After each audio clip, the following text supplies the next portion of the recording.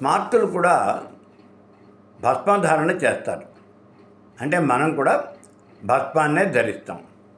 అడ్డబొట్టు పెట్టుకుంటాం కదా, ముఖాన్ని ఇలా 3 రేఖలు గీసుకుంటాం కదా, దాన్నే అడ్డబొట్టు అంటారు. అది భస్మంతో బూడిదతో మనం పెట్టుకుంటాం. ఈ భస్మం ఎలా వస్తుంది అనేది ఇక్కడ ప్రశ్న. గోమయంతో ఈ భస్మాన్ని ఎవరికి వాడు తయారు చేసుకోవాలి అని చెప్తుంది వేదం. గోమయంతో తయారు చేసుకోవాలి. ఈ భస్మాన్ని ఎలా తయారు చేసుకోవాలి అనే విషయం భస్మజాబాలోపనిషత్తు, శైవోపనిషత్తులో ఉంటుంది. భస్మజాబాలోపనిషత్తు అని అందులో చెప్తూ ఉన్నారు. ఈ భస్మాన్ని తయారు చేసుకోవాలి అని కనుక అనుకుంటే నువ్వు ఉదయం పూట, అంటే తెల్లవారుజామునే నిద్ర లేవాలి. ఉదయం పూట అంటే 7 గంటలకు కాదు, 5 గంటలు కాకుండానే నిద్ర లేవాలి. నువ్వు స్నానం చేసేయాలి. చేసేసి ఇప్పుడు వేద మంత్రాలు చదువుకుంటూ గోశాలలోకి వెళ్ళాలి. ఆ గోశాలలో ఆవులన్నీ కూడా పడుకొని ఉంటాయి. అవి తెల్లవారితేగానే లేవు, నిద్రపోతున్నాయి అనుకోరాదు.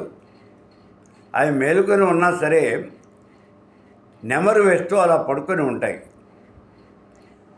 ఆ పడుకొని ఉన్నటువంటి ఆవులలో ఆరోగ్యవంతమైనటువంటి ఆవు ఏది అనేది మనం ముందుగానే నిర్ణయించుకోవాలి, చూసుకోవాలి. మన గోశాలలో 10 ఆవులు ఉన్నాయి. 10 ఆవులు ఒకే రకంగా ఉండవు. కొన్ని పూర్తి ఆరోగ్యవంతంగా ఉంటాయి.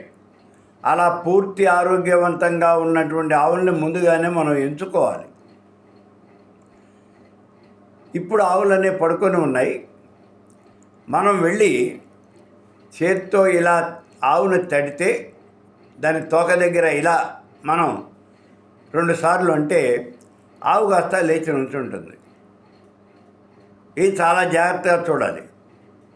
ఆవును లేపే పద్ధతి అది.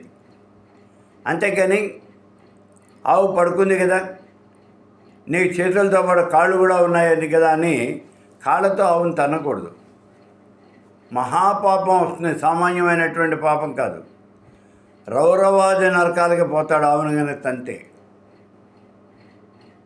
అందుకని పడుకున్నటువంటి ఆవుని అలా చేత్తో తట్టి లేపాలి.